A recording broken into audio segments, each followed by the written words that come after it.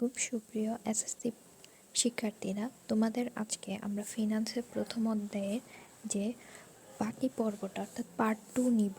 আজকে ভিডিওতে আমরা বাকি অংশ থেকে শুরু করব। দেখো, আন্তর্জাতিক অর্থায়নটা কি? আন্তর্জাতিক অর্থায়ন হচ্ছে, আন্তর্জাতিক বলতে পুরো বিশ্ব জুড়ে যে অর্থায়নটা হয় সেটা।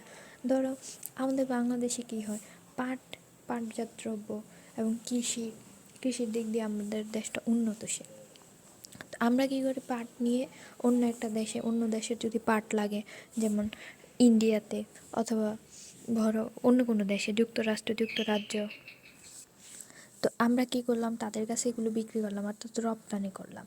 আবার অনেক সময় দেখা যায় যে আমাদের দেশে যেমন কাঁচামাল, মেশিনারি, ঔষধ, পেট্রোলিয়াম এগুলো কম উৎপন্ন হয়, তো আমরা কি করলাম, যুক্তরাষ্ট্র বা আমেরিকা থেকে এগুলো আমরা আমদানি করলাম। তখন কি হয়, ওইটাকে বলা হয় আন্তর্জাতিক অর্থায়ন। আন্তর্জাতিক অর্থায়ন যেমন অনেক কিছু হতে পারে, যেমন রপ্তানি অপেক্ষা আমদানি বেশি হলো, অর্থাৎ আমি বিক্রয় অপেক্ষায় আমার দেশের জন্য কিনা লাগতেছে বেশি, তখন আমাদের বাণিজ্য ঘাটতি দেখা দিবে, ঠিক না? বাণিজ্য ঘাটতি দেখা দিবে না, কারণ আমাদের তখন বেশি বৈদেশিক মুদ্রা আমরা পাচ্ছি না, আমাদের আরও এক্সট্রা টাকা দিতে হচ্ছে, কারণ বাংলাদেশের টাকার মান এভাবেই কম। আবার দেখো, এখানে এই ঘাটতি পূরণে প্রবাসী বাংলাদেশিদের পাঠানো অর্থ, এটাকে প্রবাসী বাংলাদেশিরা যে টাকাটা পাঠাবে এটাকে বলা হয় রেমিটেন্স। তো রেমিটেন্সটা গুরুত্বপূর্ণ ভূমিকা পালন করে, অর্থাৎ বাণিজ্য ঘাটতিটা পূরণ করে দেয়। ওকে, আন্তর্জাতিক অর্থায়নটা বুঝতে পারছো? এবার আসি অব্যবসায়ী প্রতিষ্ঠানের অর্থায়ন। অব্যবসায়ী প্রতিষ্ঠানগুলো সেগুলো তো তোমাকে আগে চিনতে হবে। খুব ইজি, মসজিদ, মাদ্রাসা এগুলো হচ্ছে অব্যবসায়ী প্রতিষ্ঠান। যেমন এখানে দেখো, আমরা যদি বলি একটা মসজিদের উদ্দেশ্য কী, তাহলে তুমি কি বলতে পারো মুনাফা অর্জন? কখনোই না, তাই না? একটা মসজিদ কি মানুষের কল্যাণের জন্যই তো দেওয়া হয়। যেমন এখানে বলা হয়েছে এতিমখানা মুনাফাভিত্তিক প্রতিষ্ঠান নয়, কিন্তু এখানে তবে এটির অর্থের প্রয়োজন আছে। অর্থ না থাকলে একটা প্রতিষ্ঠান চলতে পারবে না, কারণ একটা মসজিদ, মাদ্রাসা, এতিমখানা এসব চলতে পারবে না। তো তারা কী করে, অনুদানের মাধ্যমে এই অর্থ সংগ্রহ করে। তো এটাই মূলত অব্যবসায়ী প্রতিষ্ঠানের অর্থায়ন। এবার আসি ব্যবসায় অর্থায়ন। ব্যবসায় যে অর্থায়ন হয় সেটাই ব্যবসায় অর্থায়ন। আমি আমার ব্যবসার জন্য কী করলাম, বিভিন্ন জিনিস আমি ক্রয় করলাম, বিক্রয় করলাম, এইসব কিছুই কিন্তু ব্যবসা অর্থায়ন। এই যে অর্থায়নের সবচেয়ে গুরুত্বপূর্ণ ধরন কোনটাকে বলা হয়, অর্থায়ন মানে ব্যবসা অর্থায়ন বা বিজনেস ফাইন্যান্সকে বলা হয়। এখানে আসলে বোঝানোর মতো কিছু নেই, এই যে উদাহরণটা আছে এটা পড়লে তুমি আরও ক্লিয়ার হয়ে যেতে পারবে। এবার দেখো, ব্যবসায় অর্থায়নের গুরুত্ব, এগুলো থেকে মাঝে মধ্যে সৃজনশীল প্রশ্ন এসে থাকে। ব্যবসায় অর্থায়ন কেন গুরুত্বপূর্ণ? তুমি যে এত কষ্ট করে অর্থায়নের অধ্যায়টা পড়লা, এই অধ্যায়টা আমাদের ব্যবসায়ের জন্য কতটুকু গুরুত্বপূর্ণ, কেন গুরুত্বপূর্ণ? দেখো, ব্যবসায়িক মূলধন সংকট ও দূরীকরণ। ব্যবসায় যদি অর্থায়ন না করা হয় তাহলে কি আমাদের মূলধনের সংকট দেখা দিবে, এবং এই মূলধনের সংকটগুলো কী করতে হবে, দূরীকরণের জন্য আমাদের ব্যবসা অর্থায়ন করতে হবে।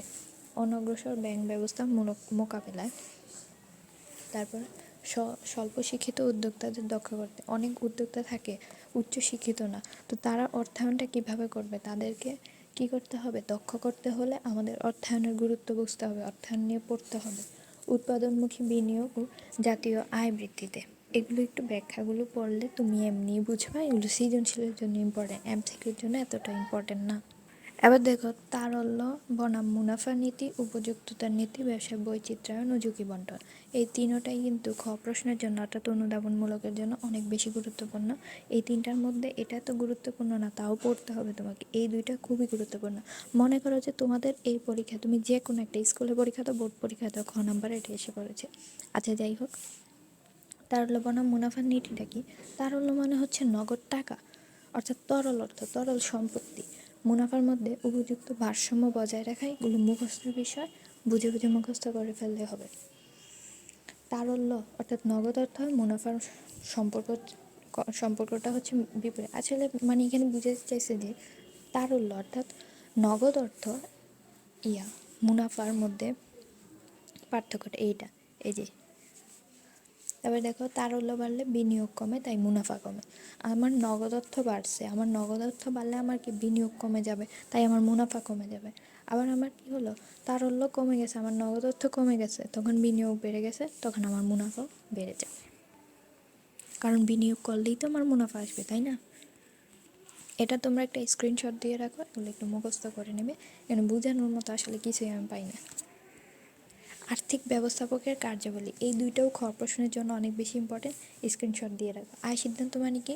আয় সিদ্ধান্ত মানে হচ্ছে অর্থায়ন সিদ্ধান্ত, আর ব্যয় সিদ্ধান্ত মানে হচ্ছে বিনিয়োগ সিদ্ধান্ত। আয়ের মাধ্যমে কি হয়? অর্থায়ন, অর্থায়নের মাধ্যমে তোমার আয় হবে। আর ব্যয় সিদ্ধান্ত অর্থাৎ তুমি কোথায় বিনিয়োগ করবা, কীভাবে বিনিয়োগ করবা, সেই সংক্রান্ত সব কিছু স্ক্রিনশট নিয়ে রাখো। আর এই অধ্যায়ের এমসিকিউর জন্য অনেক বেশি গুরুত্বপূর্ণ এই ইয়েগুলো, তোমরা একটু স্ক্রিনশট নিয়ে রাখতে পারো। এমসিকিউর জন্য তুমি যদি বোর্ড প্রশ্ন নাও করো, এগুলো জাস্ট পরীক্ষার আগে দেখে গেলে এগুলো থেকে ইনশাল্লাহ কমন পাবে।